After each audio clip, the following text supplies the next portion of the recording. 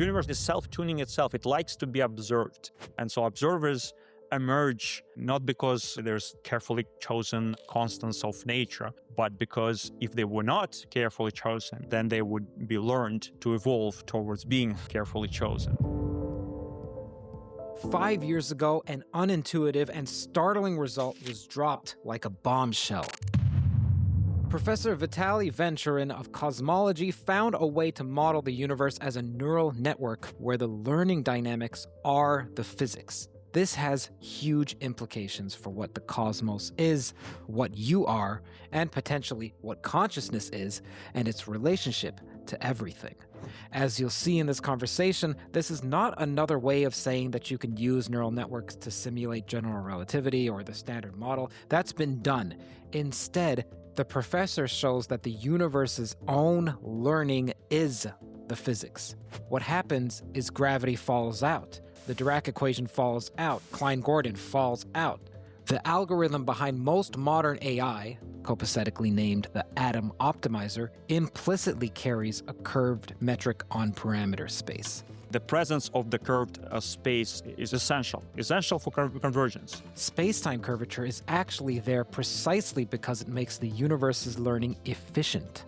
This conversation spans natural selection at the subatomic scale, the Boltzmann brane paradox, Carl Friston's free energy principle, consciousness as learning efficiency, and the ramshackle state of observer physics, which Vanchurin argues demands a three-way unification of quantum mechanics, general relativity, and observers.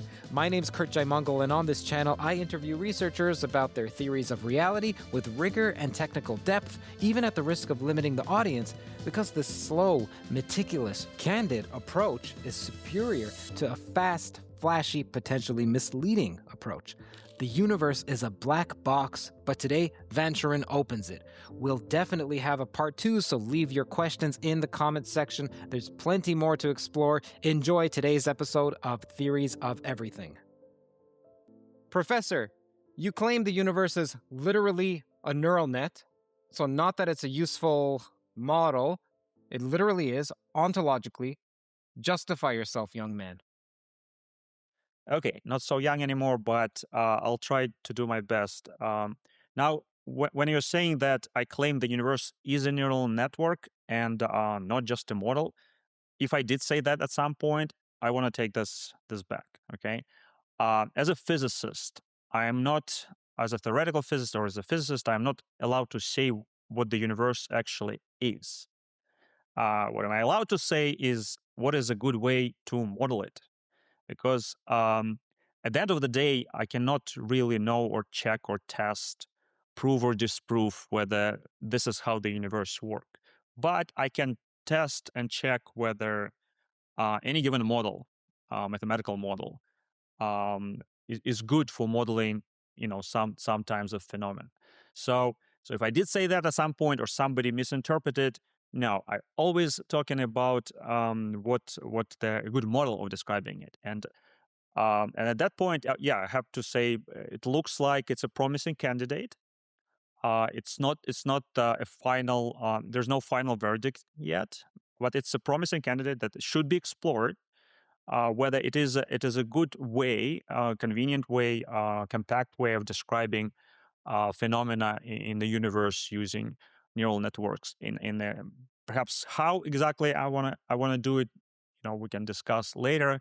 But I just wanna open all my cards and say I would never claim that this is how the universe works. Now, if we get to philosophical questions, of course we can say, what if, right? What does it mean? If this is really the universe, how the universe is, what kind of philosophical conclusion we can reach out of that? But as a physicist with my physicist hat on, I can only say this is a interesting, good model, and it works remarkably well in the places where I wouldn't expect it to work well. Okay, now people who know some things about neural nets know that they're universal function approximators. So why would it be surprising that neural nets can satisfy functions, which the universe is described by functions? Like, it would be more surprising if you had the counterclaim. The universe cannot be modeled by a neural net. I think this is an excellent question. Okay, and it actually now I can actually put my finger on exactly what I mean. Right. It is true, right? Why should we be surprised? Neural networks are universal approximators. Why should be surprised that you can use neural networks, well-trained neural networks, to reproduce the dynamics that we observe in classical or quantum systems. Now, with quantum systems, I'll have to take it back. It's not so obvious, but at least for classical systems, yeah, I would say why we should be surprised. What the difference that I'm proposing is that I'm not only saying that the trained network is good at describing a given function or a given dynamics, but actually the process of training, the process of learning, is a part of dynamics. So it is different, right? So now it's not for me enough to just show you, here it is.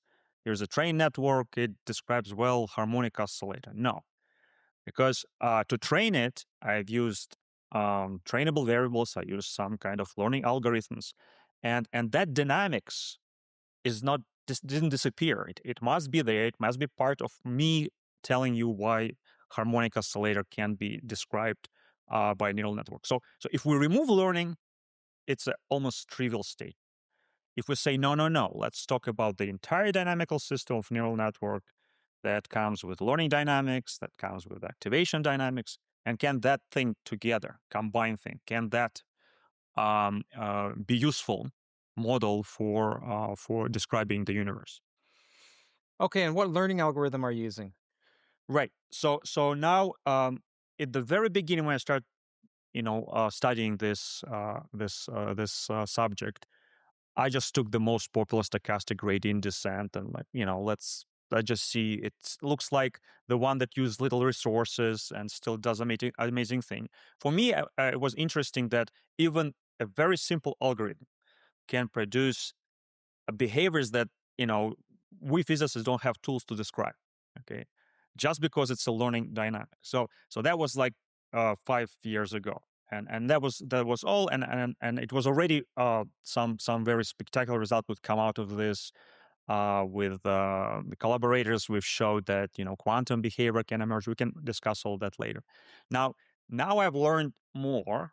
I knew about this, but now I actually understood more that it isn't just stochastic gradient descent that is interesting and important for modeling the phenomena, but there are other well-known algorithms that anybody working in machine learning know about and use them daily.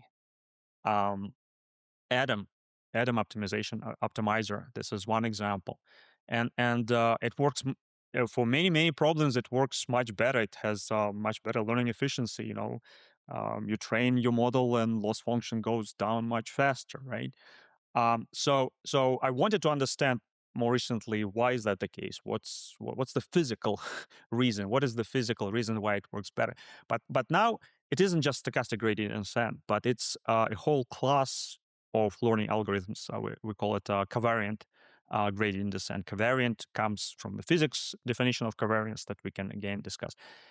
And those algorithms, Adam-like algorithms and their generalizations, give something I haven't again expected. There's like always, you study something in machine learning you don't expect and you get it. And so, and in particular, the emergence of curved space and space-time comes naturally if you are actually thinking about covariant gradient descent algorithms, or such as Adam and so the presence of metric there, whether the people in machine learning community know that there is a curves metric or don't know about this, the presence of the curved space and is essential for convergence, essential for algorithm to be efficient. And so yes, I originally it was stochastic gradient descent, but there's new things come up like did every month that I learn about. Yeah. So the audience of this podcast are researchers in computer science, but also researchers in physics and math, and that's more on the hardcore STEM side. But then there's a large swath of artists and miscellaneous lay people. And it's quite interesting because it's one lump here that's quite hardcore, and then another lump on the soft core, let's call it side. Mhm.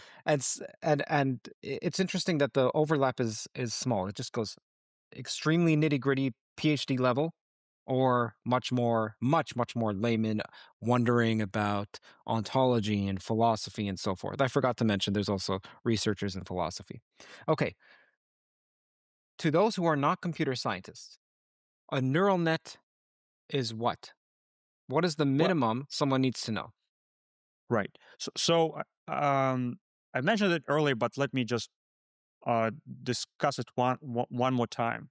The neural networks comes with this one feature that even I, as a physicist, wouldn't know, as a researcher in physics, wouldn't know, and that's the learning dynamics, and that's the dynamics that is taking some function that machine learning researchers call loss function, some cost function, you can call it, some function that you're trying to optimize. What is it that you're trying to do? You don't have to be a scientist or a researcher to understand that there is some kind of optimization. There is something that you optimize. And so the neural network dynamics comes with that something, that goal, you can say, like, what's the goal of the system? What is it trying to do? It's trying to speak English language without mistakes or accent, Sure.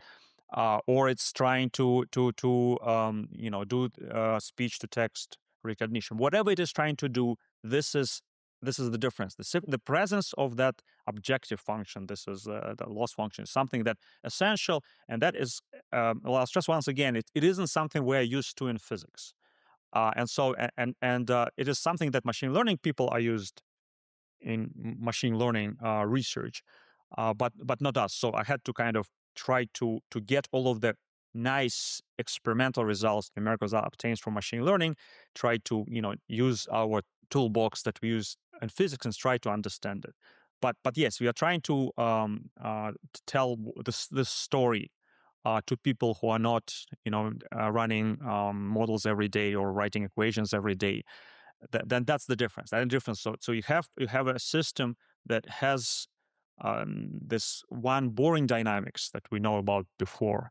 Activation dynamics. There's some state and it keeps changing according to some law, and then there is this learning dynamics, that there is some objective function that the system is trying to optimize. So the presence of those two things is essential.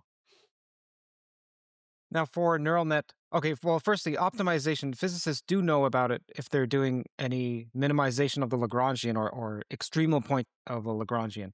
Mhm. So, is there something particular about the way that the technique of optimization from neural nets compared to other optimizations that's well suited for describing the fundamental laws in such generality that you've been able to find out? Good point. Yeah. So we do use variational principle, right? So we study the extrema of Lagrangians, right? Action, actually, right? So we are interested to find certain solutions. We take this beast, which is called action, to vary it with respect to degrees of freedom, and we are interested in its minima or maxima. Now, what is new here is that you are not only interested in minima maxima, you are interested in the entire trajectory from whatever you started with to whatever complicated state you're gonna get, and that complicated state will certainly satisfy some variational principle in some sense, and that's where you will kind of, because of that, see the emergence of some kind of classical like behavior. But even out of this equilibrium, right, there is this whole evolution that takes you, learning optimization evolution, to reach the minimum or maximum that is present in optimizing machine learning systems and isn't present in physics. Now, I have to correct a little bit, because right now physicists adapt machine learning to solve lots of problems as a tool, Okay. not as a model of physics, but as a tool, right? Yes. So let's say you have a very complex quantum many-body system. You're trying to find its ground state. You're doing some difficult problem, and so of course you're going to use all the tools there are, all the computational tools there are, including using machine learning. Now, when I'm saying that physicists aren't used to optimization, as a model of a system that they're trying to say. But as a tool, absolutely, this is a great tool, and it's been used by physicists, and used by physicists more and more now. What is the input into this neural net? Right. Okay. So if we are talking about the neural network as a model of the entire universe, let's say, then there is that's all there is. This is the state. You describe the state of all neurons, describe the state of all connection weights, and that's the state of the system. That's your input. This is your initial state. So in physicists, we actually have a very nice setup of modeling everything. We say, well, you need two things. You need to know the state and how it evolves, right? So now quantum mechanics, again, putting aside, those are the only two things you need. So the state or the input of this neural network is the state of all neurons, right? And then, and the state of all of the trainable and non-trainable variables.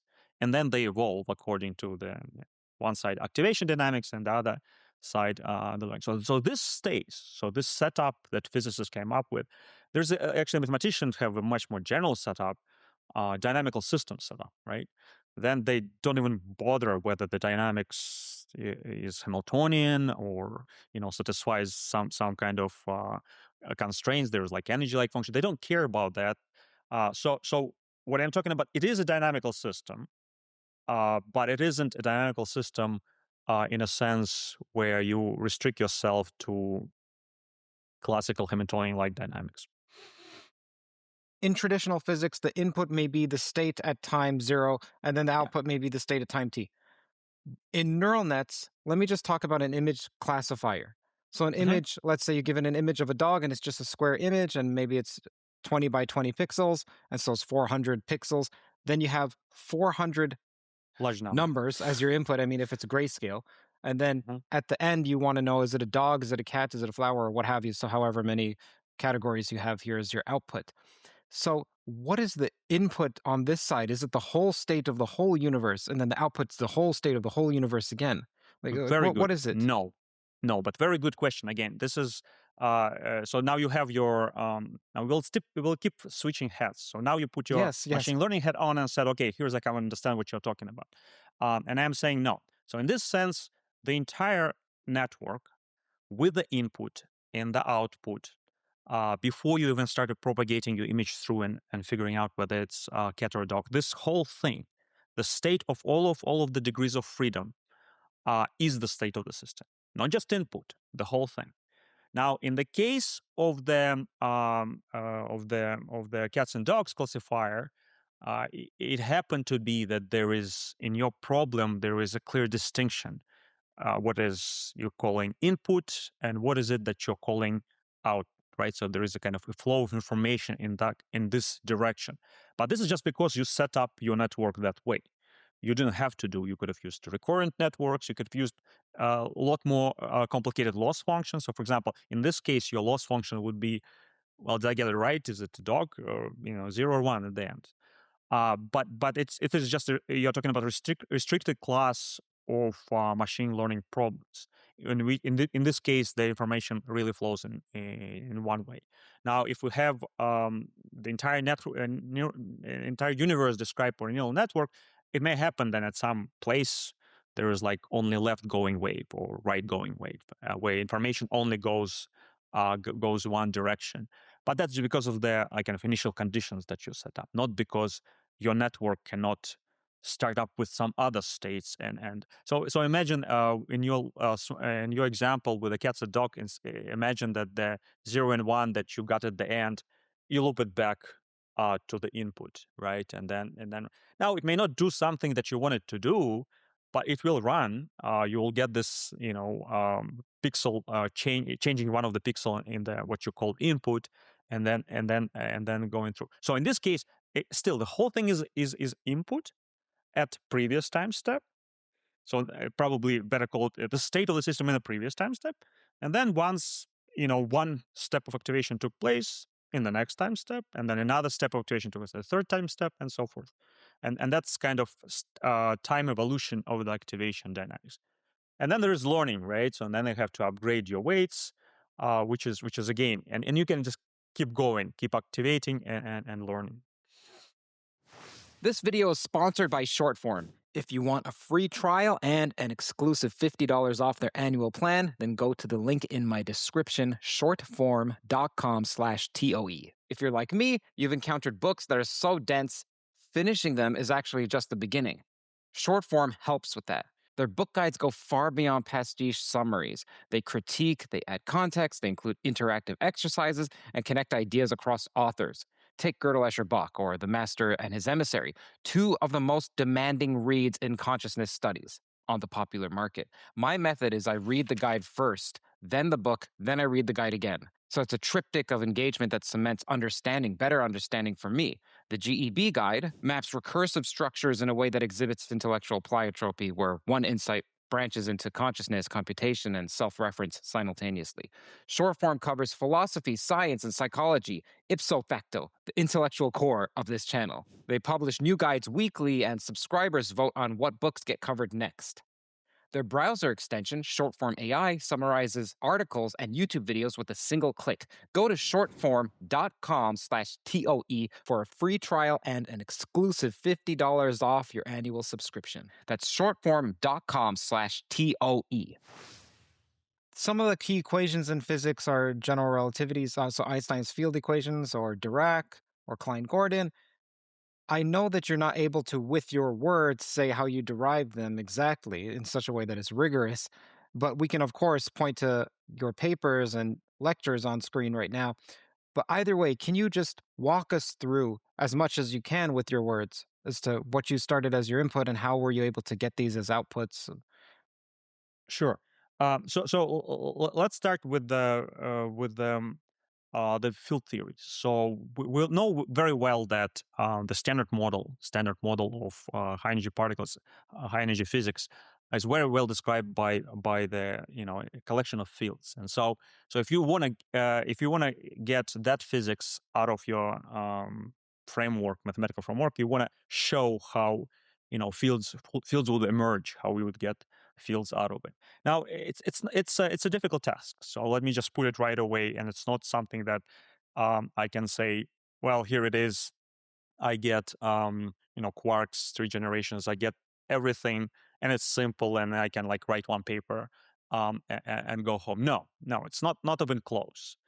It took years to get Dirac equation out of it. Okay, so Klein-Gordon was easier. Hamiltonian mechanics was easier. Getting fermions, getting Dirac equation, it turned out to be a difficult task. So just since we talked about this direction of information flow, it turns out that for the Dirac field, there's some tensor factor, something in your neural network setup has to have an antisymmetry in it. So it has to be antisymmetric. And so if you put that in, if you put this constraint, now why would you put this constraint? I don't know. Is that something that this constraint was learned because of some kind of microscopic optimization algorithm that's running? Great. Can I show it? No. What I can show, if I assume a certain constraint, if I only take into account certain trainable degrees of freedom, that's essential, so we cannot throw away trainable, and certain non-trainable, then the dynamics resembles lattice field theory, where individual nodes would be like neurons, and they would have some very precisely defined connections to each other. It's not like any connections would do the trick. So as I said, getting Klein-Gordon or scalar field equations was easier. It's like kind of more generic. Getting something like Dirac is harder, and we're not there. I'm not ready to write down the standard model Lagrangians and say, well, here it is. So that for the field theory. Now, the other part is Einstein equation. Once again, telling you that I have finalized my understanding how Einstein equation emerged from this framework would be a lie. This is not true. But what I do know how to get emergent space, curved space from it. I also know how to get emergent space time from it. That's again, I mean, it's like, and that's a subtle difference that most people wouldn't pick up on. Okay. So expand on that, please. Sure. So the space you can probably understand by showing like surface of an apple, right, and or a chip, potato chip, and you'll say, well, it looks like two-dimensional surface, and since we are three-dimensional beings, it was easy to look and say, well, yeah, it's curved. It's not something flat. I cannot put it on my table, which is flat. And the same for the potato chip. If I take a potato chip which has negative curvature, Apple would have positive curvature. If I put it on the table, it wouldn't be lying down. So that's kind of our understanding as three-dimensional creatures of what curvature looks like. Now, this concept can be generalized to 3D. Now, I cannot now actually draw it or move my hands because I am in 3D dimensions, but Right. we know the tricks. We know the tricks how to do these calculations, how to imagine. We even know how to draw three-dimensional objects on two-dimensional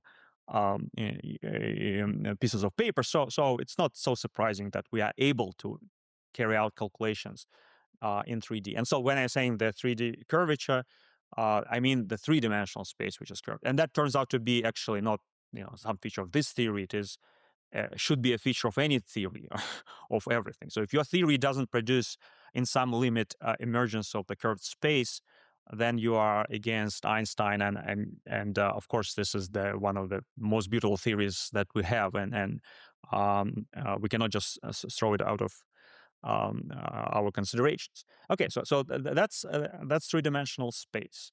Now for the space-time, that again involves a little bit if you want to explain it correctly, you have to write equations. But since the audience is bimodular distributions, we should try to explain what space-time means, even in that sense. So what turns out to be that the space-time or space, when you're talking about that, you have to tell how you measure distances. So what do you mean by distances between 2 points? If you have that definition of how to measure distances, which has to satisfy certain requirements, then you know what kind of space you're dealing. And then the apparatus for that, we call it a metric tensor. Not very important. And space-time comes with very, very strange at first. You tell to any student that this is how distances should be measured, and they will question why. This looks bizarre. It turns out that to measure distances in the Euclidean space or in just space, you take like x squared plus y squared and take a square root of this, Pythagorean theorem. Well, it turns out that if you are working in space-time, this isn't true. You should not be adding the two squares and taking a square root. You should be subtracting. So one of those squares, which corresponds to time coordinates, has to be subtracted. And because of this stupid signs difference, there is a huge difference between space and the space-time. And so it took some time to get the curved space. But if you cannot get space-time, then again, your theory is not in agreement with the observation. And we do observe a curved space-time. My background is in cosmology, and the space-time is important there. I hope I wasn't too technical because No. I have a technical question. You're absolutely right. Actually, I love that you said that, because this is always true. There is those who actually know the terminology and would appreciate me speaking more like using the physicist or machine learning terms, and those who don't, and you don't want to board any one of those. And so So the aim of this podcast is to aim toward researchers, toward postdocs and graduate level PhDs and professors and so forth. And that the advantage of this podcast, or the niche part of it, the difference in it, is that it's as if for that other distribution of people, they finally get to peer into what it looks like when professors are talking. I'm not a professor, but you get the idea. So, okay, you mentioned lattice field theory, and lattice field theory has a problem with fermion doubling. So I'm curious if anything about your approach helps solve that problem. No, and we're not there yet. Not even close to actually fitting the lattice-like field theory. I shouldn't say it lattice field theory because it isn't, but it is lattice in a sense of how the weight matrix is arranged. So you you have a lattice. Now, this is actually why I'm not happy with this particular model of uh, uh, how fields emerge. Okay, there is now another approach which I wasn't able to take as far as getting fermions out of this, but the approach is that it's closer to particles as opposed to fields. Now we do know that fields work better, and the particles kind of only a good description of certain limits, right?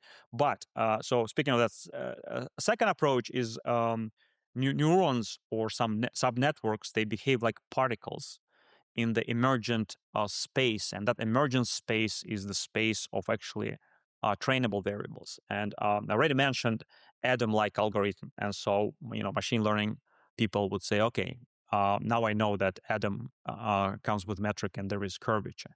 Now, but from the point of view of the physicist, it's more like there is second approach again. And as I said, the theory is not final. And so you take all approaches you can, and you're just trying to say, okay, well, what can I say? Can I get fermions? And in this second approach, it is as if what you have, you have some kind of sub-network of neurons that are doing their usual business, activation, learning dynamics, but their motion is considered in the space of trainable variables, and that space does not have any lattice structure. It is just a completely continuous space. And then you do have places in that space where no states are occupied, like vacuum. And even if there are, once in a while, certain neurons appear to have such and such configurations of the trainable variables, this is not a field. It's a kind of discretized, more like similar to particles, as I said, but also strings, right? Strings are assumed not to actually be fields in a sense of occupying. They're like one-dimensional objects. So I think it's probably a good idea to say, like, fields that work extremely well are three-dimensional objects plus one time. Strings are one-dimensional objects plus time, and those neurons in this second picture are like one-dimensional objects plus time.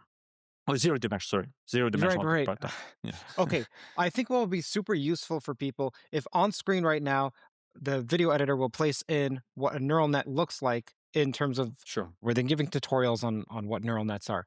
And then I think what's useful would be for you to say what your theory is not saying. So for instance, in the beginning I said, why at all is this surprising if a neural net can approximate any function? You're like, well, but that's not word. We're not saying that. Okay, something else you're not saying, and again, referencing this image, is you're not saying that each one of these nodes is somehow space discretized. Exactly. Because there are other causal set models and causal dynamical triangulation models and other discretized forms. Okay, you're not saying that. Neither are you saying that this is a hypergraph model like a Wolfram model. Okay, so when you start to talk about this with your colleagues, what else do they think you're saying? But you're like, no, that's not what I'm saying. It's this. Yeah. So the first thing you identified right away, and you're absolutely right. That's what people think, and I'm saying no. Learning must be there, and you're absolutely right. Now, the second thing is I am in the superposition of saying and not saying it. So I'm saying there is two possibilities, and both of them are being explored. One possibility that it is like lattice space, whether it is square lattice or some other lattice where it has triangulation, some hypergraph-like model, which is and that is a possibility, and that is a possibility that I'm exploring. It comes naturally because neural networks are networks. You can easily get a graph of this. Now, in a distinction from the models, other models where you have this network or graph-like structure, is that I am constrained to how this network will evolve. I'm not able to just say, look, you have a graph. Now I want it to form a torus, or I want it to be flat. I'm not able to just impose rules without saying where they come from. So where they can come from is for me to specify actually the one most important object in this entire theory. Like, in physics, we have one object that kind of describes the entire theory, action or Lagrangian. You give it Hamiltonian, and you're done. So here you have to specify loss function. And loss function is a very strict object. It's not. I cannot write. It's a scalar, right? So you have to have to pay attention to that. And so if you want to use this hypergraph like structure and you want to see how it evolves, and you know that experiments suggest that you have to form such and such approximated geometry, you have to go back and say, all right, what loss function would give you that? And that kind of puts a limit. So this is one approach, which again, I say and don't say, because in this approach, I do say that. In this alternative approach, it's like two types of neural network theory, if you wish, right? Type one is that yes, you discretize it and you work with it. Type two, your space is the space of trainable variables, and things involve in that space. And there are pros and cons of both approaches. And this in the second approach. In the first approach, your space is discrete. There is nothing between the nodes. In the second approach, your space is continuous. Continuous trainable variables, if they were not continuous, you wouldn't be able to use gradient descent or atom, whatever. And you try both things, and you see that the one approach helps you, and it's very similar to what we do. Particles versus lattice field theory, which comes with its own problem. Both come with problems, but yeah, I don't want to say that I don't say that, but I say that in addition to that, I also investigate this other possibility that actually recently proved to work better in a sense, because the curvature emerges not because I've assembled my graph in a certain way, but because it is an algorithm which is more efficient. So the curvature is a way for the system to learn faster. Not for because of so it's like a more direct way of saying where the curvature, where the geometry comes from. I do know that in machine learning literature, people are using atom. They're not using the terminology of the curved space of trainable variables which emerge from learning. It's not something you specified ahead of time. It emerges as an efficient algorithm. But this is what I'm saying here. So it's not the curvature of the loss landscape that corresponds to the curved spacetime of our universe? Oh, absolutely not. No, it's like you were saying. I think it's a very useful analogy when you're talking about loss function, is to think about Lagrangian. So it's not the curvature of the Lagrangian landscape. Yes. Okay. That gives you the curvature of a space. No, it is the degrees of freedom in the Lagrangian, which we call metric, which describes a space which is curved. So there is a big distinction here, and same here. Now, maybe this is a good point to since I'm drawing this connection between Lagrangian and loss function. Originally, I was associating the loss function with more of the energy, because there were like stochastic thermodynamic description where a canonical ensemble naturally would emerge from that picture. Later, I understood that adding a kinetic-like term to the Lagrange to loss function actually makes learning in very certain situations better. So, you add one more term, which isn't maybe the term that you are trying to optimize, but once you add it to the loss function, and once the loss function uses this term it learns fast. So there is this little bit of a new twist. If you want to minimize something, you may actually use in stochastic gradient descent something else, something with an additional term. And so in this case, I think it's a very good analogy to think about loss function as Lagrangian, although they are different objects, of course.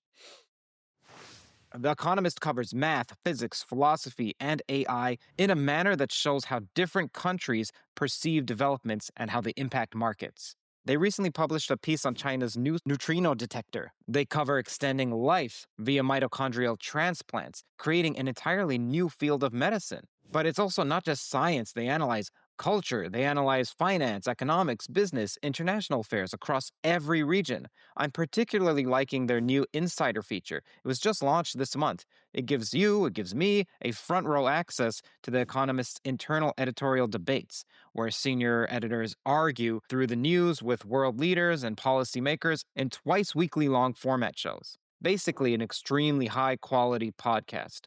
Something else you should know about is that if you go to their app, they not only have daily articles, but they also have long form podcasts with their editors and writers. This is also available online. Whether it's scientific innovation or shifting global politics, The Economist provides comprehensive coverage beyond headlines. As a toll listener, you get a special discount. Head over to economist.com/TOE to subscribe. That's economist.com/TOE for your discount. Earlier, you said that the quantum dynamics were extremely difficult, non-trivial, or what have you. So walk us through the insight when you were studying machine learning. Why were you even studying machine learning? You mentioned cosmology. I don't know about its connections there for you in your particular use case. Anyhow, walk us through you as Why? circa 6 years ago or so. Yeah.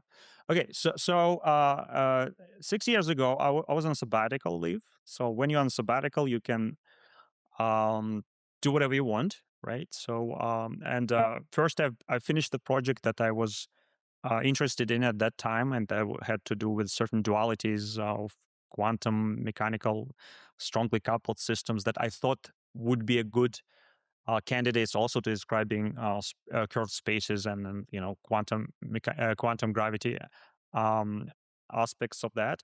And then I had time, and so I attended many talks by machine learning people who would present nice slides, nice results, and no formulas, no equations. Apart from something, like stochastic gradient descent, or something that kind of looks trivial. But I knew that neural networks, and they would always say, well, it's like a black box. Black box meaning it works, we don't really know why. So I had time, I have a few months, and I said, okay, why not just try to open this black box? Because universe is also a black box. Nobody in the beginning told us that this is the standard model, and somehow we came up with the tools of Lagrangian and Hamiltonian mechanics to actually understand why it works. Maybe not understand why this particular Lagrangian, but understand at least how to model it. So that was my motivation, taking it, and it has nothing to do with quantum mechanics. And so at this point, I see the system with many degrees of freedom. They evolve according to learning and activation dynamics. So I knew that some of the physics will be relevant, but not all of it, and because it would be more complex. But if you see a system with many degrees of freedom, your first reaction, well, maybe you can discuss ensembles, statistical ensembles, and maybe in some limit you can understand how the system behaves in what we call emergent regime. So something like, can we have a thermodynamics of machine learning? So something along this line. I knew it was different because of the learning dynamics, so that I figured out sooner. But can we have a certain thermodynamic description which can be verified? Now, is there a notion of temperature? Is there a notion of entropy? Is there the first, second law of thermodynamics? Would they still hold, or do they have to be modified? So that was kind of, you have a toolbox that you think should be the first you try to model the system, and that the direction I went. Before, as I said, quantum mechanics was not on the horizon, but then I saw that because of the learning dynamics, it is not the system just doesn't go to a boring canonical ensemble distribution and stays there. It has a very interesting behavior, even in equilibrium, because of the presence of those two different dynamics, activation and learning. And so the idea was to set up some kind of variational principle that maybe describes it beyond thermodynamics. So first, thermodynamic. Are there any macroscopic objects like temperature, entropy that would describe it? But maybe we can go beyond it. Since this equilibrium, I call it learning equilibrium, is kind of boiling, and then things fall out of the equilibrium and go back, and it's kind of not. Can you really zoom in and say, well, I don't want to just calculate temperature, pressure, volume, whatever you usually do. Although you have to still define all those things in machine learning system, and can you zoom in and say, I'll pay attention to, let's say, only trainable variables. I will still integrate out and kind of coarse grain over non-trainable, but will pay attention to trainable. Well, the reason for that was that we know that the non-trainable, they flip very fast. You put your input image and get cats and dogs, or cats or dogs on out in your example, right? Zeros or ones. So this activation goes fast, and the learning goes slowly, and then you calculate your loss function and gradually propagate changes back. So I knew there was two scales, and if anything we know in physics is that's what we should do. We should integrate out, remove the irrelevant information, and keep only relevant. And so that's what I did. So I integrated out this and say, okay, how does this system behave? And it turned out that behavior of this trainable variables, if you have to assume certain principle for how entropy changes. So I assume maximum entropy production, extreme stationary entropy production principle.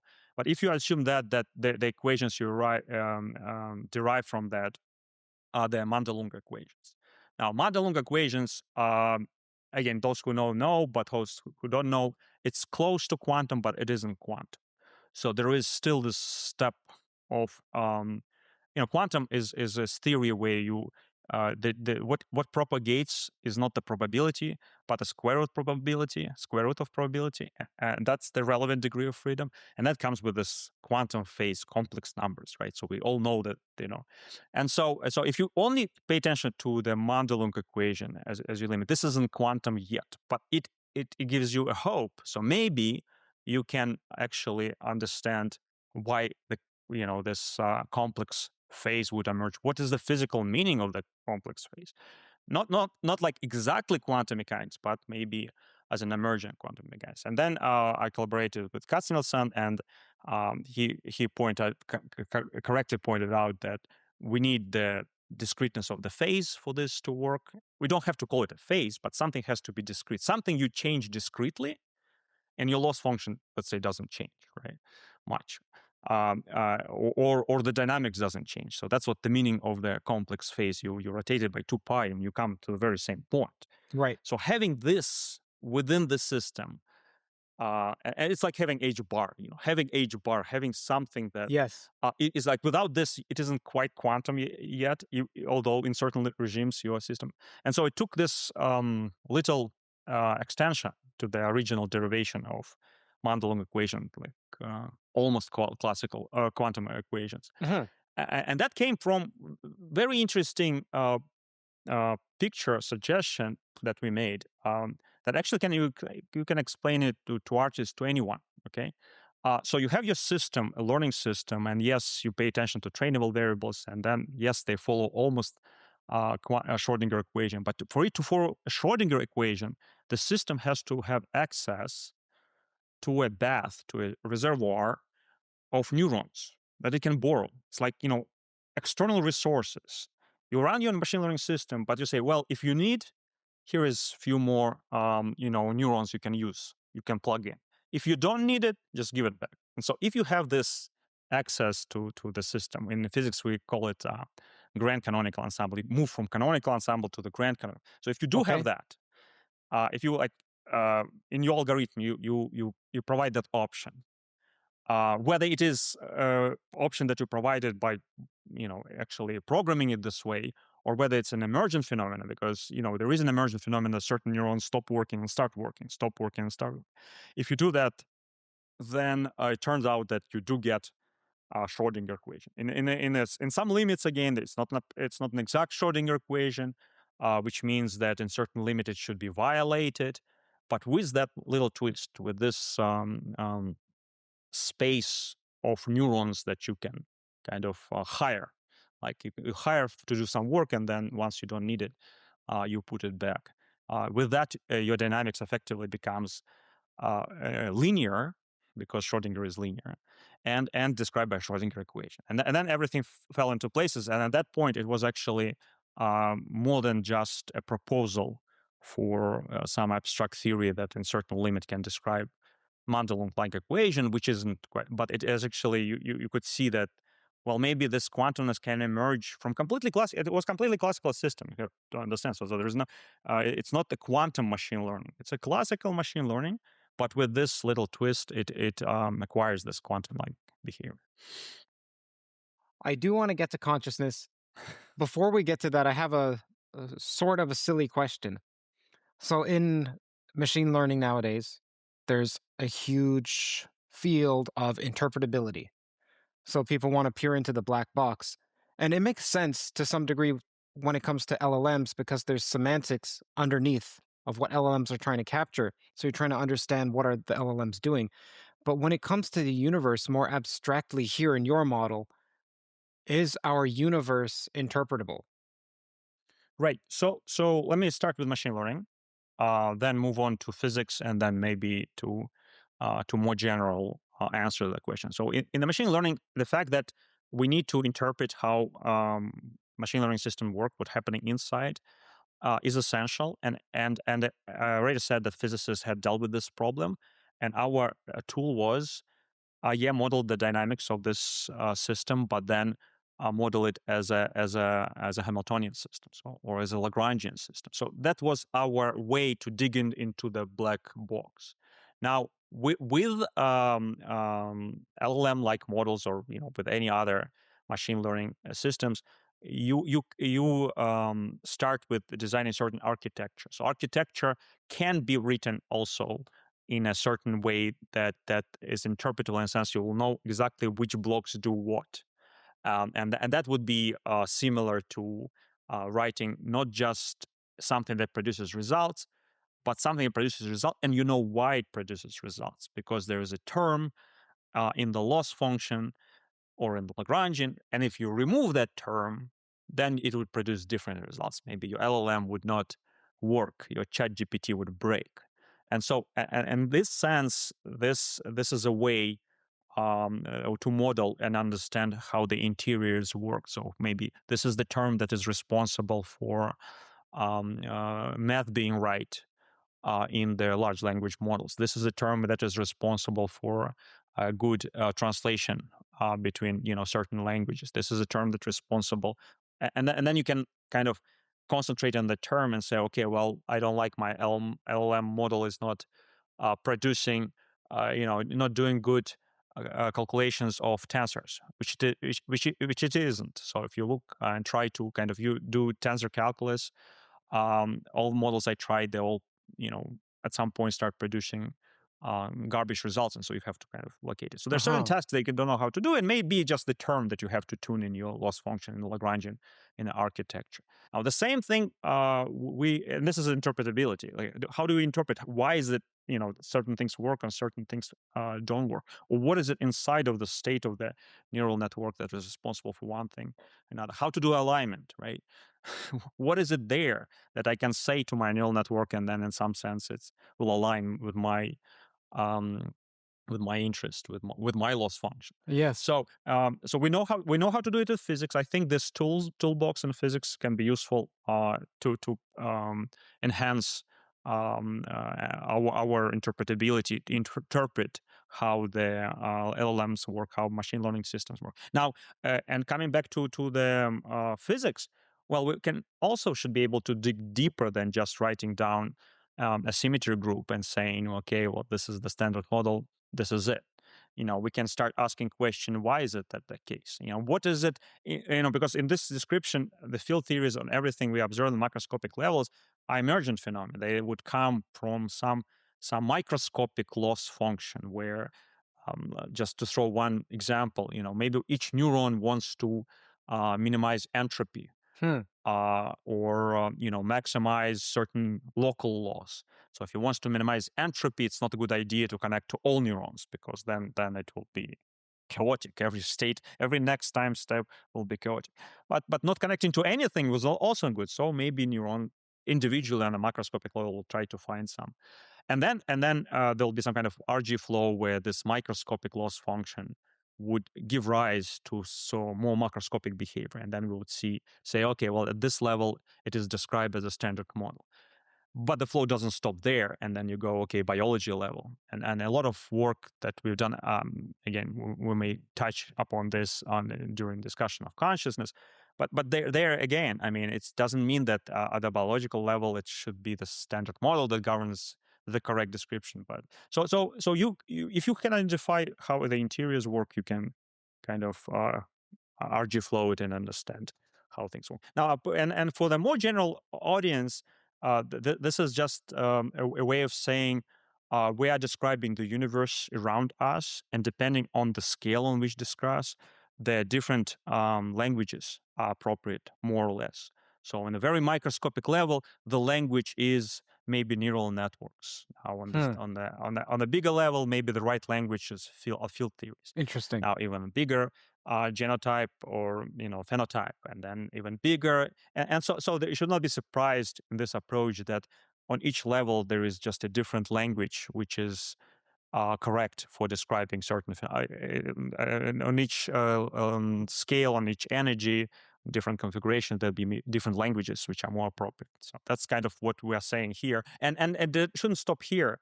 Once we move on to gravity, cosmological scales, yes, we are trying right now to use the language of field theories to describe cosmology, inflation, gravity, but things don't quite work. On a cosmological level, there is this dark energy problem, there is dark matter problem, and so maybe once we adjust the language and start describing those scales using different language, different modeling, then you may have a more agreement with the experiments than we have now. So would now be a good time to talk about your second law of learning? Sure. Well, I mean, I've touched upon this, so I think it's important to emphasize that as just like a second law of thermodynamics, we really like it, but we should understand that it doesn't work. It works all the time until it doesn't.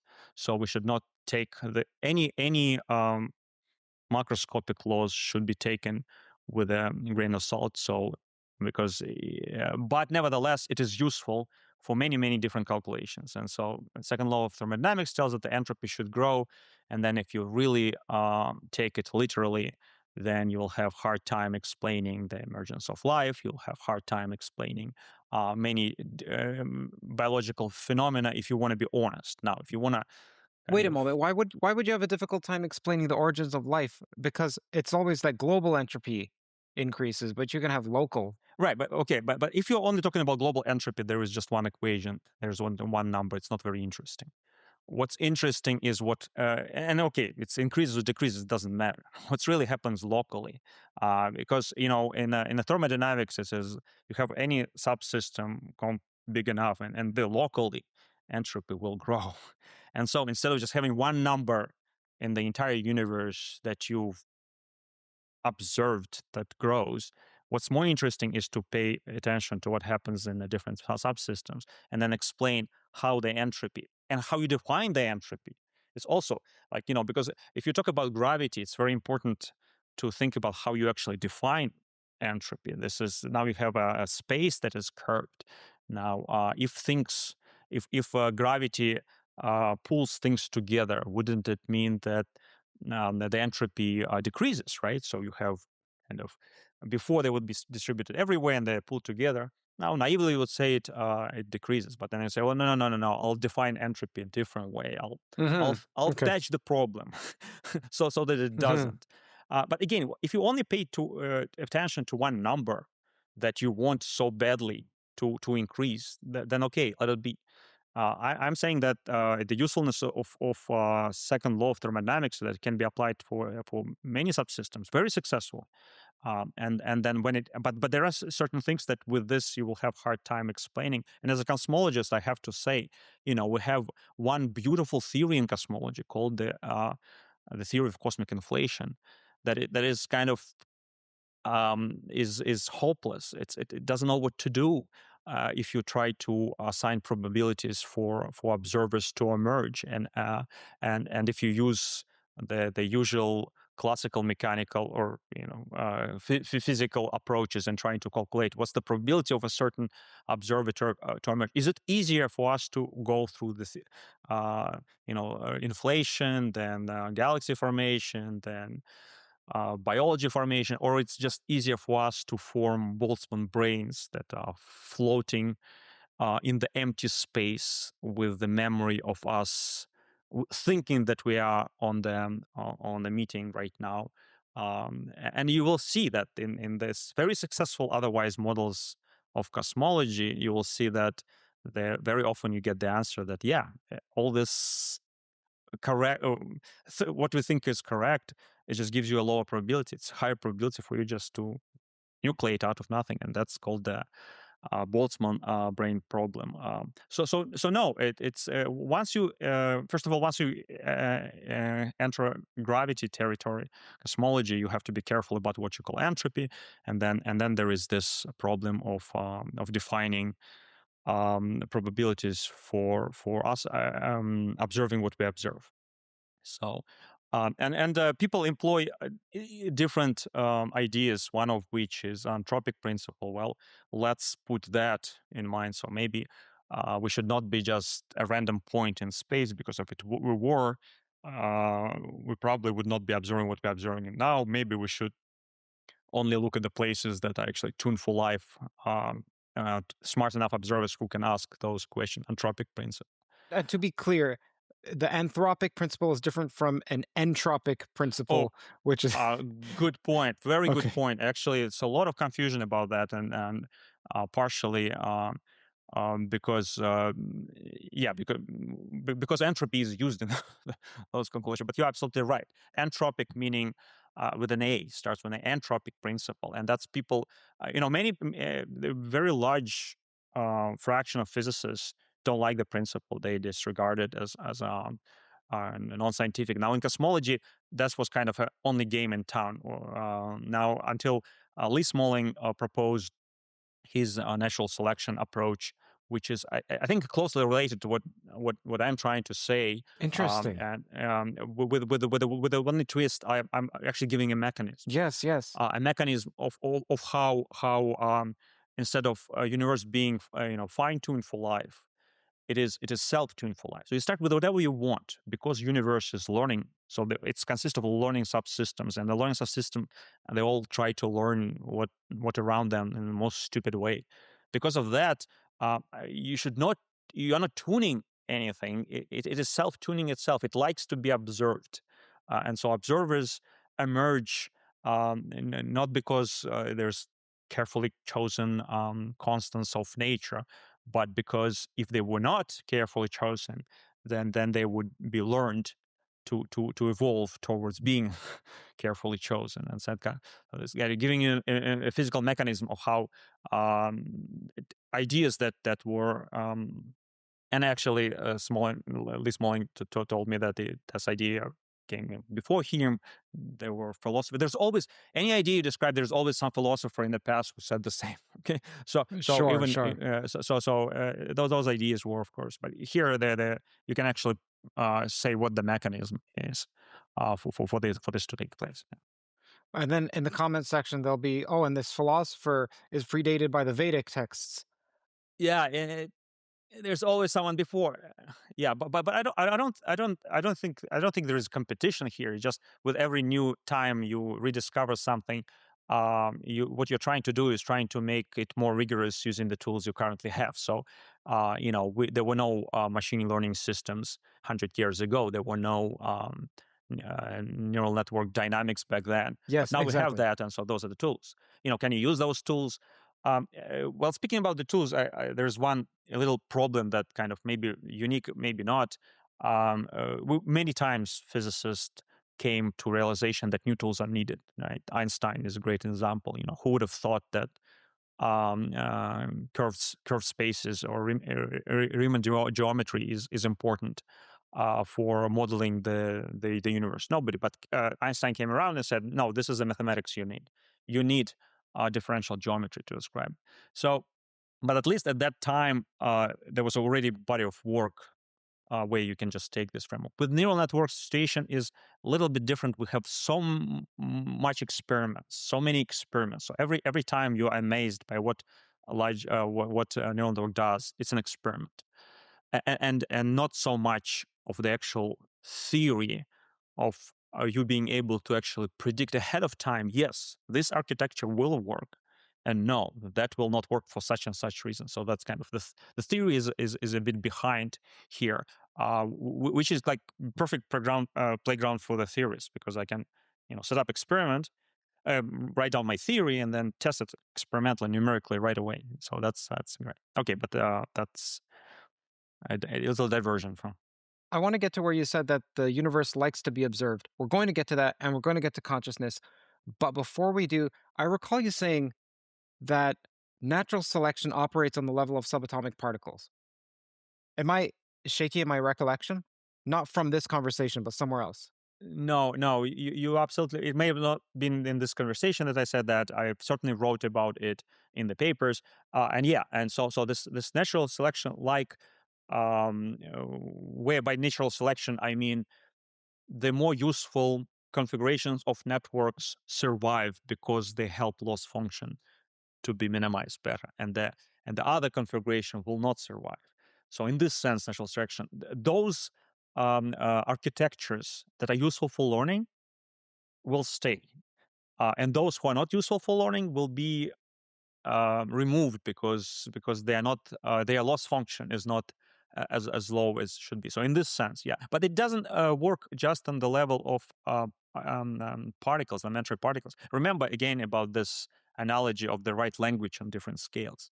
So if you want to talk about this at the level of particles, yes, you would say particles are such, the way they are is because they underwent the series of natural selection of their scales and figured out that this is the states, this is the state of their neural networks that describe them, that are allowing their loss function to be the smallest. But this is can be this argument, this natural selection argument, or I call it more, learning argument, right? So you're trying to minimize something. It can be applied to any scales. It can be applied to scales of biology, which we usually do. When we say natural selection, we usually think about the scales of organisms, right? Organisms again, some kind of configurations. They are more maybe fluid configurations because no two organisms are alike. But so maybe particles, right? So they look very similar, like all electrons look very similar, but we don't know. Maybe there is some tiny difference, and then and the way we are trying to understand that tiny difference, or maybe it's already went through this very long period of natural selection, and then that is the value. That's what electron mass should be, and there's nothing else I can do I see. at this point. I imagine if you could put a mark on an electron and a boson and distinguish them, then the spin statistics theorem wouldn't apply anymore, and we would see some effects of that. Right. So the loss function would be, it's just not convenient for not to have fermions. And again, we kind of understand that. I think one good example I can give that maybe a very general audience will understand, and machine learning people will definitely understand. Cars, and moving in the traffic, and they are trying to self-driving cars. Right. So we assume we're Okay. 10 years from now where all the cars are self-driving, maybe sooner, maybe later, I don't know, and then all of them are driving, and they're all trying to optimize their loss function. But to optimize their loss function, they have to do some calculations about the environment. They have to scan the environment, find something, plug it into maybe their network, and then network will say turn left, turn right. And so and at this time, that information that it collects, each of the cars collects, we actually call in the physics of electrodynamics, we call that bosonic field. So it's electromagnetic field, or green function of other electrons that I scan around propagates to me, and that gives me relevant information for what me to do as an electron.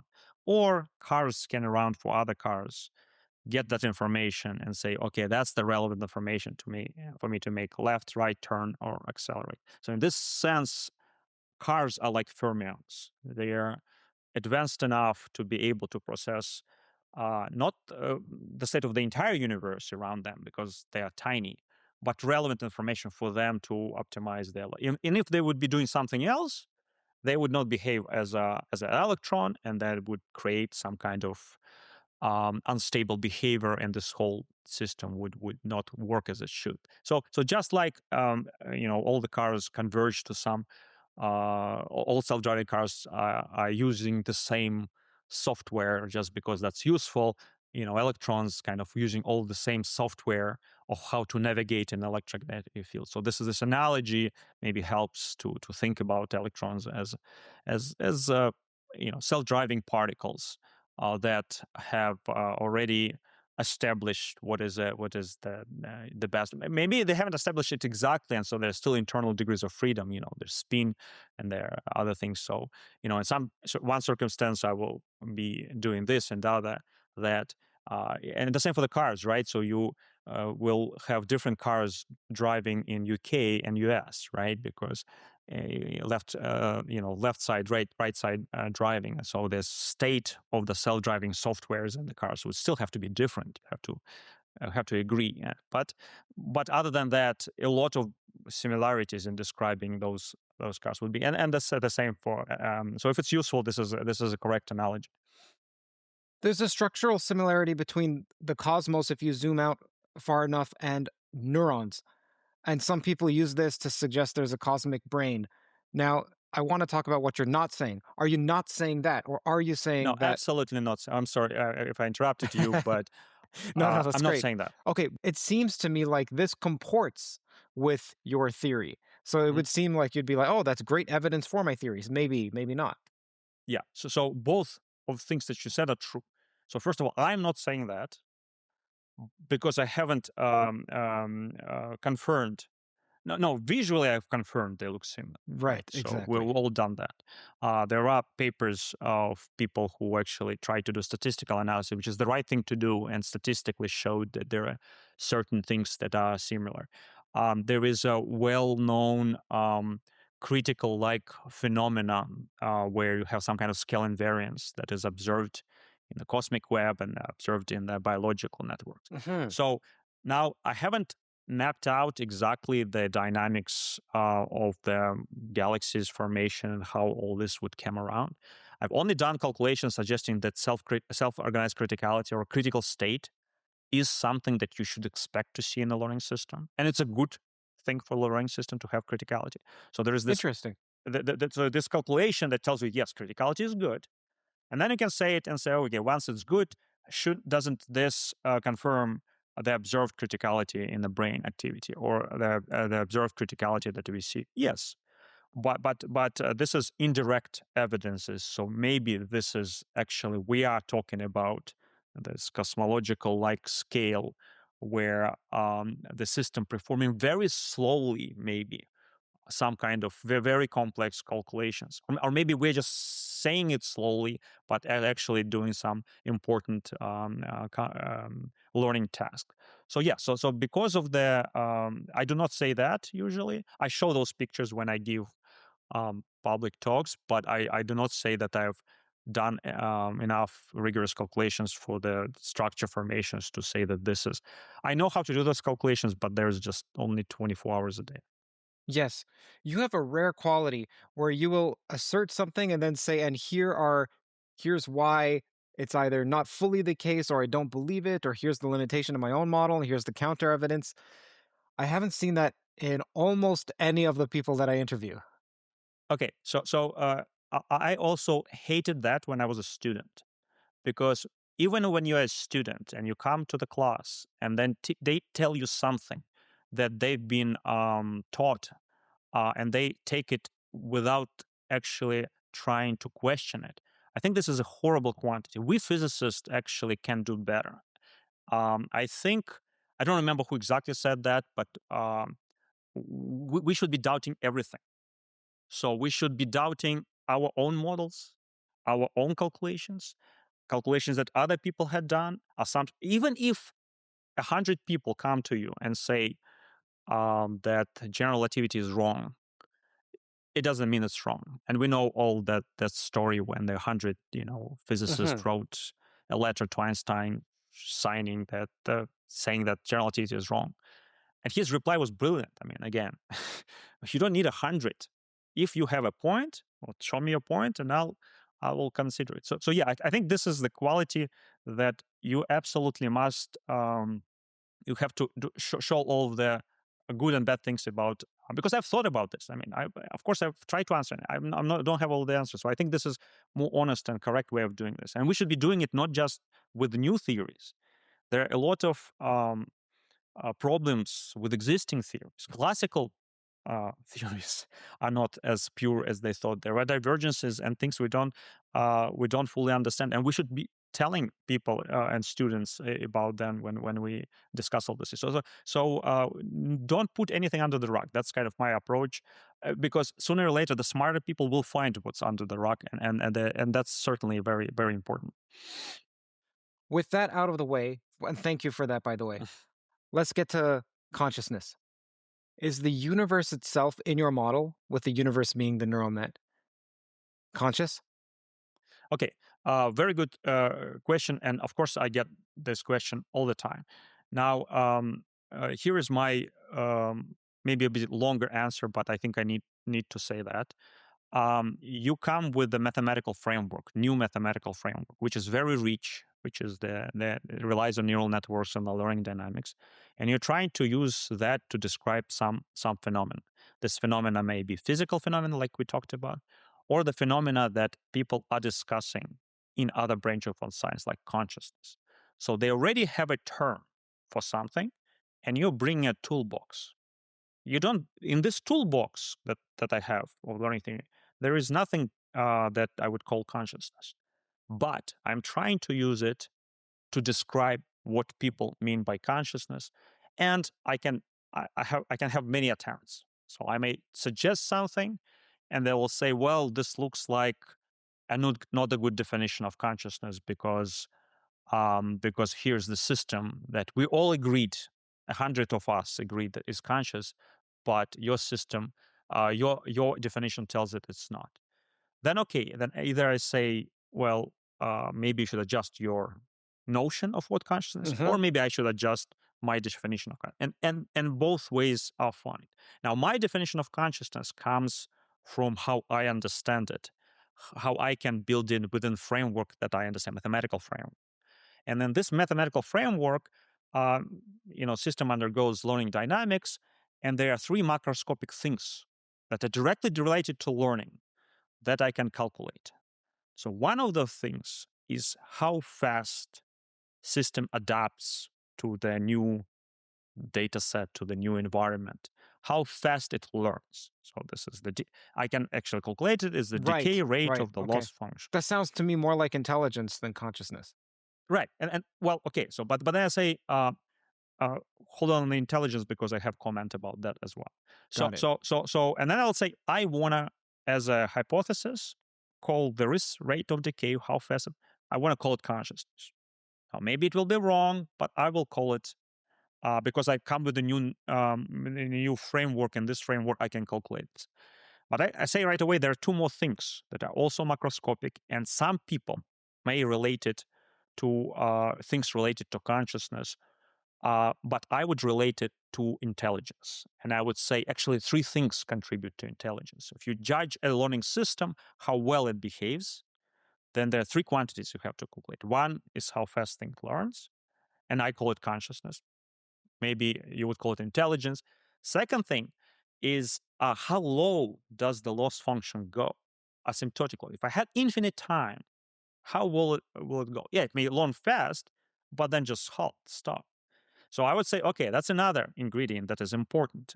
How low is a loss function?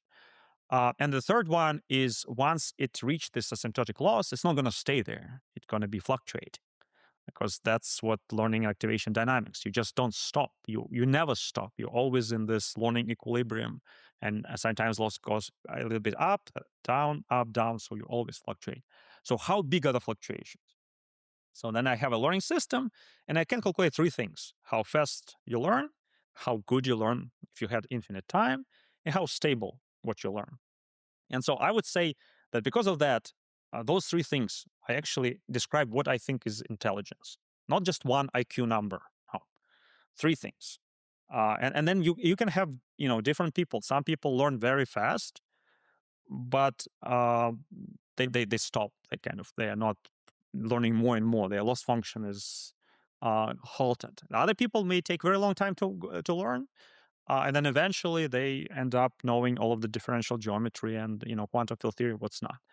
And then the third type of people who maybe also learn fast and maybe they know all of the advanced mathematics, but they're very unstable. Until they keep repeating it, they keep forgetting, and then opening your book again. We all forget stuff, right? You learn something. I forget the things I wrote in my papers, right? There are many papers I have to look up. So there is some degree of how my knowledge, my loss function, is actually fluctuating. So I would put those three things. I would put those three things and say that's intelligence. At least three. So it's at least three, maybe more, because actually there are more, because it's a stochastic variable. There are statistical moments, first, second, third. So I'm simplifying things. You can describe these fluctuations as with the infinite number of parameters, but at least those three things are very important. And I think when you look at different systems, you can actually say, or different people, you can say, students, right? You can say, well, yeah, this has a very good learning efficiency. I would say he's more conscious, and this has a very bad learning efficiency. He is less conscious. But again, this is just a definition. If somebody tells me that even with your framework, I suggest it has to be a square root of 2 times the first number plus square root of 2. I'm okay with that. So as long as I declare what I mean by, and then I'm happy. I understand the first two, but the last one about stability, why does that have anything to do with your intelligence when it could be the universe is changing? That doesn't seem to have anything to do with you. Yeah. So under assumption, if the universe doesn't change at all, so you kind of or changes are it's always changing. Okay, so it's always changing. There, this is what processing data set. Your data set, you get always different images of cats and dogs. You look around, and every day there is like new shape of trees and leaves are arranged themselves. So you always have that. But I say let's integrate that, so it will be just some statistical state of the universe. So no major events. There is no major. Nothing hits the Earth and creates a sequence of earthquakes, and there is no nuclear wars. Nothing major. So I'm more or less in this learning equilibrium. So if that's the case, if nothing major changed, maybe a good example would be, you take a bacteria as an observer, placed in some kind of controlled environment, where you kind of keep maybe the temperature the same amount of light or so. So if you work with this ensemble, then the loss function will still change. Because of stochastic gradient descent.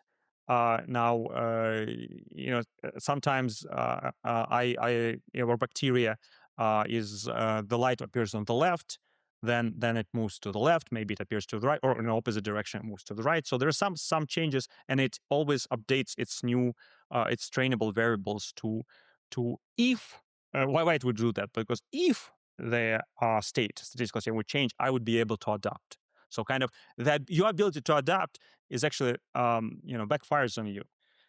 And it creates more fluctuations. So you have to come up, and people actually know about that. If you kind of set the learning rate to be smaller, like in some algorithm, then it will go to a stable, very stable minimum.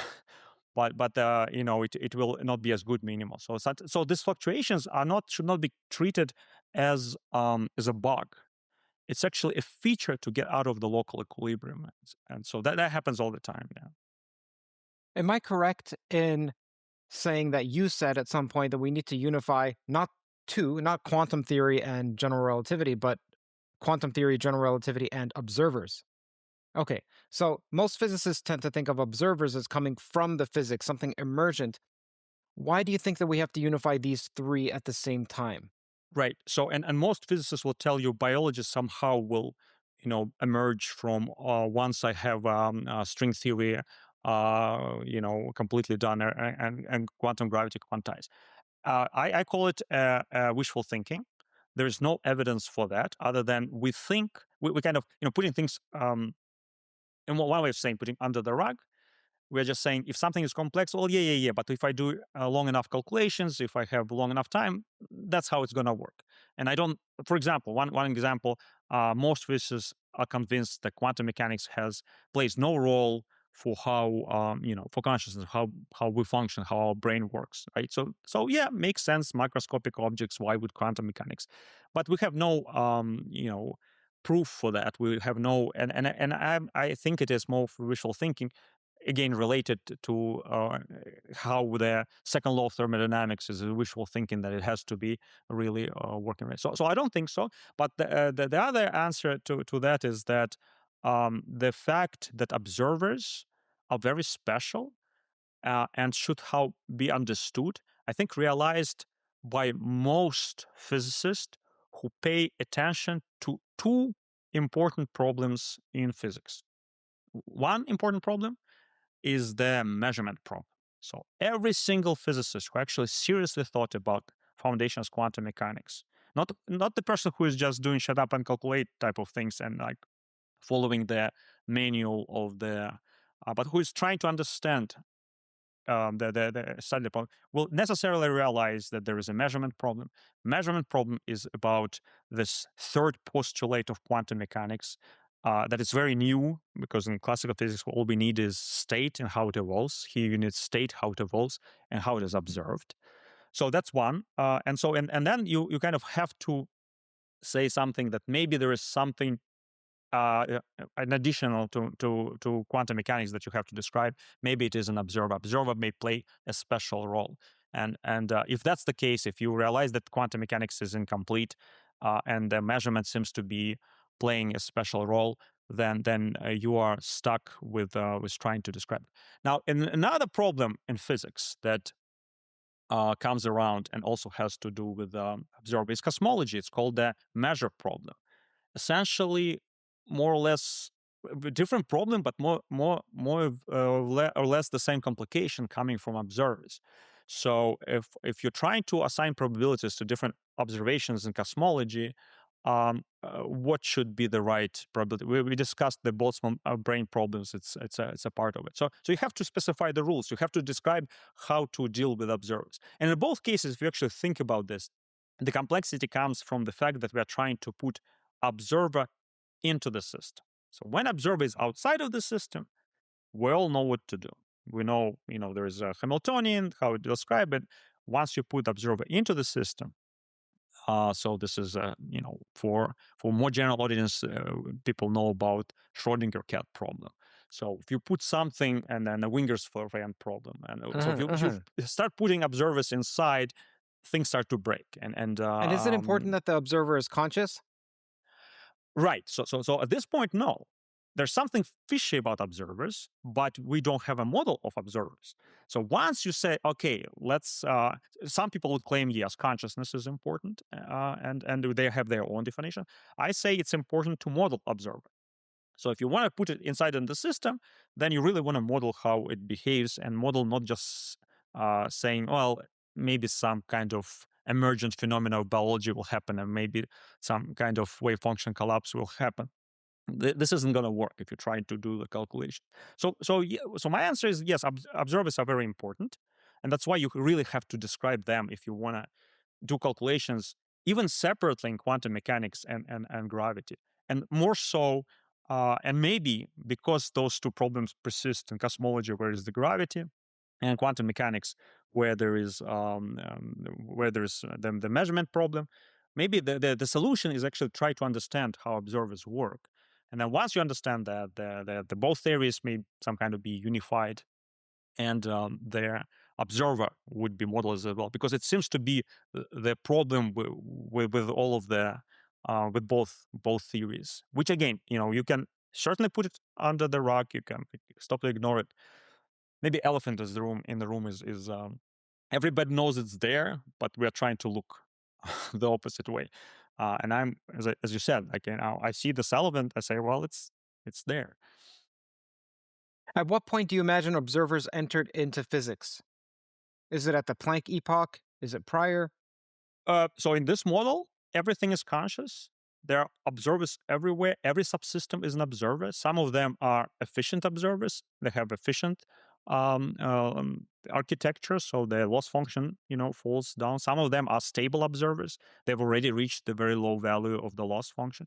And some of them are not stable, and they've also always fluctuate out of. So any subsystem, because the entire the building blocks in this model are neurons, and they come with the trainable and non-trainable variables. Because of that, everything is learning. So everything in the sense is observer. Just some observers are capable of doing and asking perhaps more complex questions than others. So maybe, although we don't know, right? Maybe inside of electron there is whole complex neural network that has already solved the problem of quantum gravity and is just looking at us and laughing, saying, "Well, guys, I mean, it's simple." Okay, Yes. maybe we don't know about that, but in this model, as a model, I'm not. We started with this. I'm not saying this is how it works, but as a model, that could very well be. As far as I understand, there's a number that you can associate with consciousness. How conscious is this subsystem? But consciousness to us is far more than just a number. Or we care about how conscious is someone most of the time when it comes to health. Are they alive? Should we remove the plug? And are they going to wake up? But our consciousness, we're conscious of so hmm much. So in your model, do you have any qualia? Right. So I was in one of the FQXI conference, and there was like heated discussion. Every time consciousness is discussed, and if there are physicists and non-physicists in the room, it's always a heated discussion. And so, should we call consciousness the person who is actually conscious in the sense of, you know, talking and interacting with you, another conscious observer, or should we call consciousness something? So, is it like discrete? I talk to you, then I call you conscious. Uh-huh. And you reply. Uh, I talk to a dog and he replies it's conscious. So yeah, absolutely. You can then say consciousness will be defined as a coupling, a strength of the coupling of the organism with sound wave or light or some electromagnetic phenomenon. You could do that. You can do that, and that would be your definition of consciousness. Maybe it's better than mine, right? And then we would not be arguing. You say, okay, look, this is a person, he's not conscious. But then there'll be people who say, yes, I have such and such, friend or relative who is in coma, but he is conscious. And he will say, no, the fact that the person is in coma and isn't interacting with you the way you wanted to interact, it doesn't mean that he's not interacting with you some other way. And actually, I've mentioned, I mean, I have to say this speculative idea because, maybe philosophers will love it or maybe not. Sure. But we discussed for quantum mechanics, you need this bath of neurons. Otherwise, it just doesn't behave like. So it could be this bath of neurons is always there, but it's not in our physical space. It's in the hidden space, what I call. And if it's there, then nothing stops for a person who's not interacting with you in the physical space to interact with the hidden space. Okay. Maybe that's what you do in your dreams, or maybe people are interacting through this hidden space all the time, and people do claim that. So there's a lot of people who claim they have this special abilities, right, to interact, and I think we don't. The reason we don't take it seriously, physicists, I think for two reasons: we don't have a good enough framework to modeling this, and the second reason, we don't have controlled enough experiments to do that. But I think we should not be disregarding that when we become equipped with a better mathematical model and with better experiments. So yeah, I wouldn't like this definition where the person is conscious only if he can hear or reply back. But that would, ChatGPT would be conscious according to that definition, because it certainly replies when you write. So again, there's a lot of discussion, maybe not very important about definitions, but we need to do this. We need to define terms before we can make statements, and that's just not time to do that. What distinguishes between trainable and hidden variables? Like, do Right. physical entities correspond to some, or even mental entities correspond to one, not the other, or Right. what? So the hidden variables in this case are like hidden neurons, and their states are described by non-trainable variables. Something that, all of the non-trainable variables in neural network are connected by trainable variables, they're called weights. So kind of you cannot like just draw a sharp line and say here's the trainable and here's not trainable. Very much like in physics, you cannot say here's electromagnetic wave and here are electrons. They're coupled. They're all communicating through each other. Now, the difference of a hidden non-trainable variables and a physical non-trainable variables is that the one that are physical, they've organized themselves in these three-dimensional structures, and they've kind of discovered the effectiveness of using three-dimensional space for exchanging information and minimizing their loss function. The hidden space at this point, they can have arbitrary connections to each other. There is it's not maybe a good idea to think about. Initially, you have a soup of neurons. Everything is connected to everything, and it's all hidden in a sense that no physical space had yet emerged. And then there is like bubble form, a big bang, and then there's a certain number of those neurons figured out that they can learn a lot more. It's like phase transition, and can minimize their microscopic loss function if they arrange themselves in the three-dimensional space. So if that phase transition took place, then you still have the hidden variables, which you can always hire if you need to do calculations, but they need not be present in your physical space. They need not interact with the classical degrees of freedom. They still interact by providing you with this quantumness, but they need not be directly observable and coupled. So that's the model for them. So and it is correct to call them hidden variables because hidden variables is one of those. It's called interpretation and quantum mechanics, but I guess it's an attempt to actually make quantum mechanics more mysterious, a little less mysterious, trying to actually, it comes with its own problems, and we can certainly talk about them, but at least it doesn't it tries to put less stuff under the rug. We physicists keep doing that, like keep lying without saying that we are lying in a good sense. We're not doing it intentionally. We're simplifying things, right? But one of those things is that we are, we can say something like, I believe in the many worlds interpretation. But once you corner the person, he will admit that it's not as clear, and there are problems. So yeah. If the universe is learning, what is it learning toward? Right. So if the universe is learning and there is nothing but the universe, so that's it. That's all there is. It's a not unsupervised learning, and so the only thing it can learn, every subsystem can learn the rest of the universe. So you put an arbitrary boundary, me and the rest. So I'm as a subsystem. The only thing I can learn, try to learn about myself if I'm unconscious, in coma. Maybe I can do that. That's what I will be interested to do. And that will actually help me also to survive. The more I learn, now we are moving to the biology level, where we've done a lot of work trying to understand how this exactly works. But basically, organism has to learn its environment, model its environment, in order to better predict how our environment will behave. And then once it's able to predict it, it's more likely to survive. So this is what you have to do in order to survive. This is very actually, so first of all, it's similar, of course, it's to natural selection, but it's similar to the phenomenological model or that Carl Friston is constructing, where he's trying to say, okay, well, let's define some phenomenological function that maybe our ability to predict the state of the environment is what and what I'm adding to this story is that yes, that's great, but let's actually dig deeper and give a microscopic interpretation of that. So not, it's like you can have thermodynamics, but then you can have a derivation of thermodynamics from statistical mechanics. So I'm kind of saying, well, you can also derive it through statistical mechanics of how neural networks work.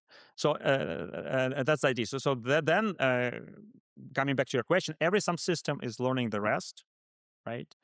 And we are not different. We are, as our cells are not different.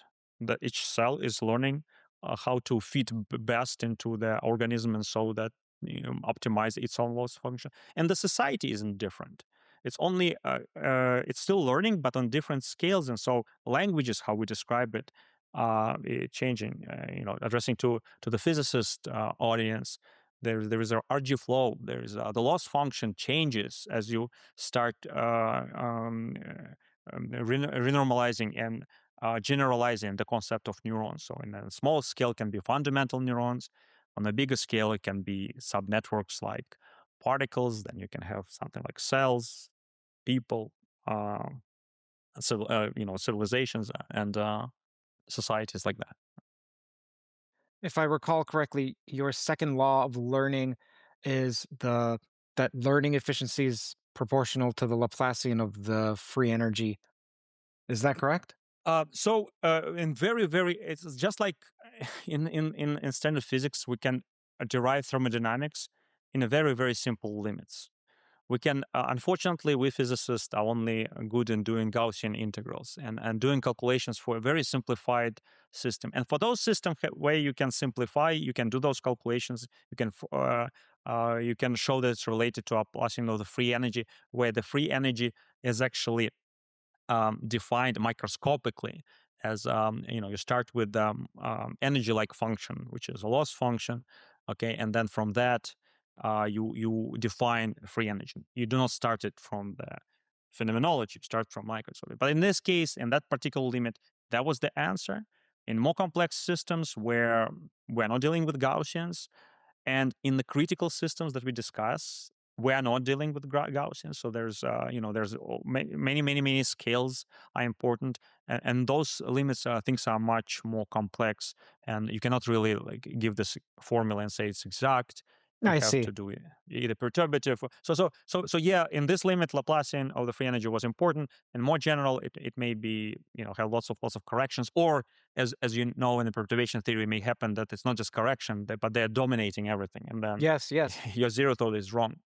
It's a non-perturbative limit, and right. then the answer is completely wrong. And there are reasons to believe that the system is, in this sense, non-perturbative because of the criticality that we observe. And so there's symmetry breaking transitions take place. There's lots of complex things that, of course, I won't be able to talk about here. But yeah, analytical calculations are hard. But I guess without them, we are not going to understand, what's actually happening, what's the relevant language of describing different phenomena. Does Carl Friston's free energy, is it an independent claim from yours, or does it emerge from your framework? No, I completely agree with him. There has to be a free energy in this setup. It's like it's a phenomenological way of saying that there is a function that you will be minimizing, optimizing, and that's right. I mean, you started with the very beginning. How come classical mechanics also optimizes? Yeah, but it only deals with the very close, when you're close to the equilibrium in the sense of the learning dynamics. And the same with the he has a phenomenological model that is very intuitive and very nice, and it describes that such a function must exist. It's a kind of existence. Now he doesn't start with a learning theory, but he starts with his understanding of how organism behave. It makes sense, makes total sense. Now, I'll give you an example how we can his free energy may be corrected to be much better. So, for example, you can have an organism that isn't interested in predicting environment, but is interested in quantizing gravity. Okay, so for that organism, he will spend all his resources maybe locked in a room with no windows, trying to quantize gravity, writing equations. So this organism will have its own free energy. Now it will not be the one that tries to predict how the environment. Doesn't matter how maybe a little bit. I mean, I want to make sure that I survive. So on the higher levels, the free energy can be different for different organisms. The question is whether you can derive them always from the microscopic dynamics. When you can do this RG flow and actually starting from some microscopic loss function assumption derive, and it's an open question. The only thing I can really add to free energy principle that Carl Friston is advocating is that we can model it using this trainable and non-trainable variables, and think about what you get once the non-trainable are integrated out, and you pay attention to a handful of trainable variables, and then the system becomes something you can calculate, and then you can model, and now you can model it phenomenologically. So if you have a controlled enough experiment, you don't care like what microscopic physics give rise to this free energy. You can just calculate by seeing how the system behaves to the changing environment. For example, you say, I want to interested how the system behaves on the sound or on the light or on the temperature. And then you just model it as a function of those parameters. And that may hint you to actually how such a system would emerge from some microscope. So I don't think it's a contradiction to what Carl Friesen said. It's just I'm saying that we can dig deeper if we assume that there's this learning dynamics happening on all scales. What's a piece of advice that you found inspirational that you keep coming back to? Advice that somebody gave me It could be during. also that you read in your book. It could be from an advisor. It could be from a movie. Something you found that's helped you. Yeah. One advice I said, and that was very, very useful to me, and actually maybe not something I would advise student to do, but it worked for me. Is to doubt everything. So do not trust anything that is relevant for your work until you try to do try to do as much calculation yourself as much understanding yourself. Now, why is this is a bad advice?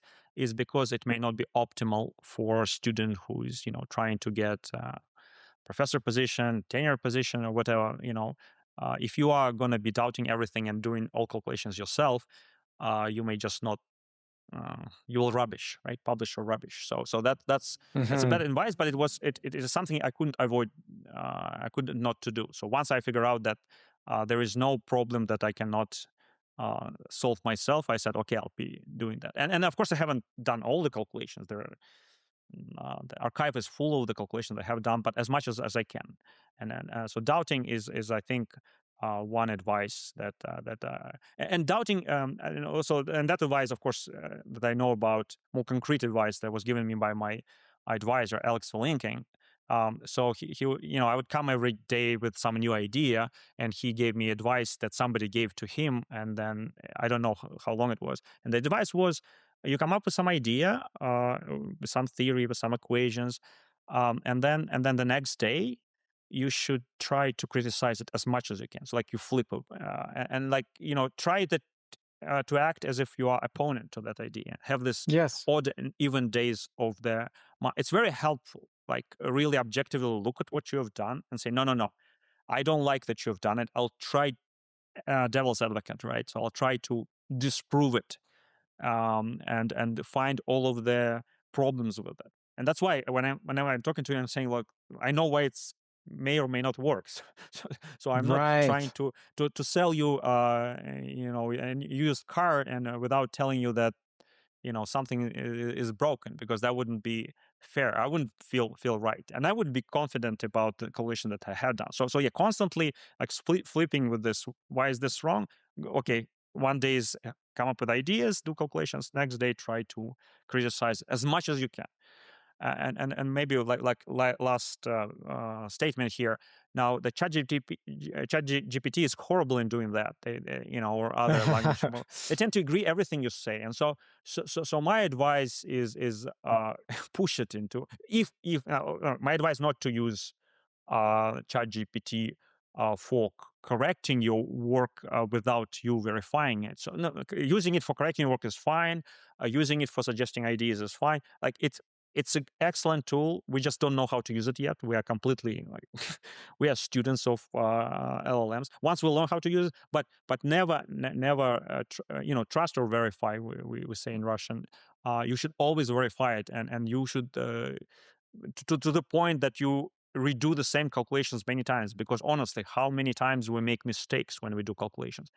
Well, I do mistakes all the time. We all do mistakes, and so you should keep questioning that, and so it's related to doubt, but doubt even your own ideas. I guess that's my advice. That was given to me. Professor, thank you so much for spending 2 hours with me. It was 2 hours. Oh no. Yes, it went by like that. No. It went by so quick. But space and Okay. time don't exist anyhow, so at least not fundamentally. Right. Well, Curt, that was fun. That was a lot of fun. I appreciated having me on your podcast. It was very nice talking. Very nice questions, by the way. So I have so many more.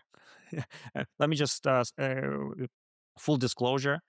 In addition to providing information, it was experiment for me, because from the time I conjectured that the world is a neural network, every time I talk to a person, I conduct an experiment, how this person reacts to what I say.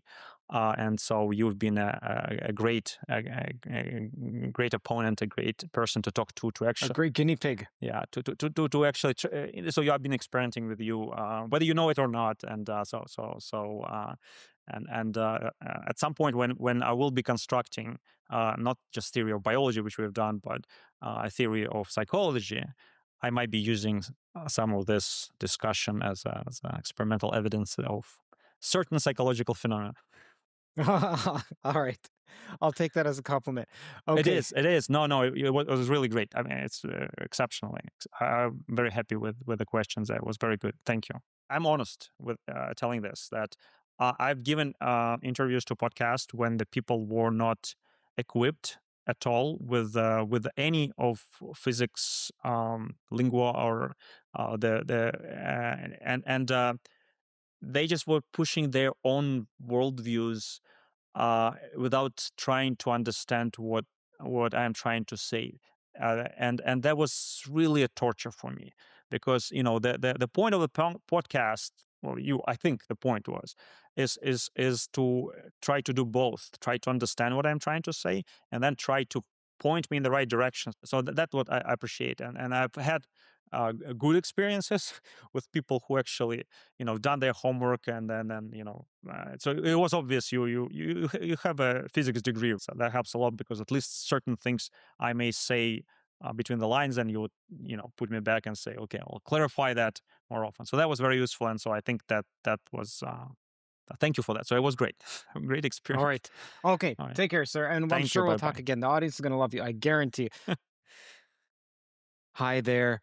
Curt here. If you'd like more content from Theories of Everything and the very best listening experience, then be sure to check out my Substack at curtjaimungal.org. Some of the top perks are that every week you get brand new episodes ahead of time. You also get bonus written content exclusively for our members.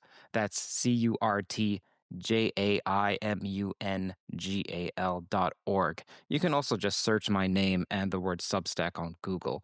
Since I started that Substack, it somehow already became number 2 in the science category.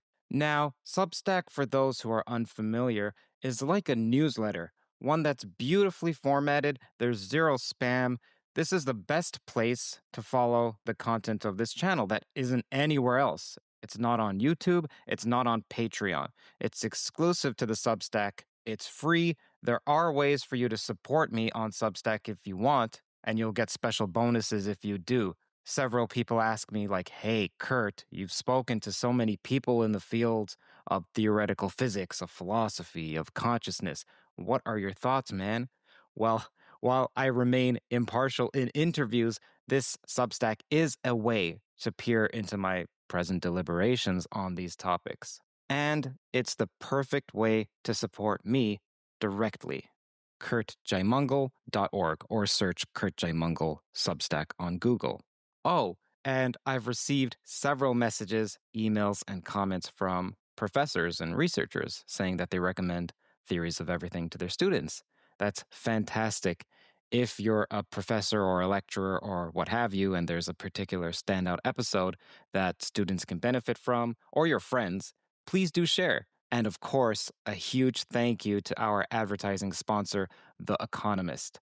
Visit economist.com/toe, TOE, to get a massive discount on their annual subscription. I subscribe to The Economist, and you'll love it as well. Toe is actually the only podcast that they currently partner with. So it's a huge honor for me. And for you, you're getting an exclusive discount. That's economist.com/toe, TOE. And finally, you should know this podcast is on iTunes, it's on Spotify, it's on all the audio platforms. All you have to do is type in Theories of Everything and you'll find it. I know my last name is complicated, so maybe you don't want to type in Jaimungal, but you can type in Theories of Everything and you'll find it. Personally, I gain from rewatching lectures and podcasts. I also read in the comment that Toe listeners also gain from replaying. So, how about instead you re listen on one of those platforms like iTunes, Spotify, Google Podcasts, whatever podcast catcher you use? I'm there with you. Thank you for listening.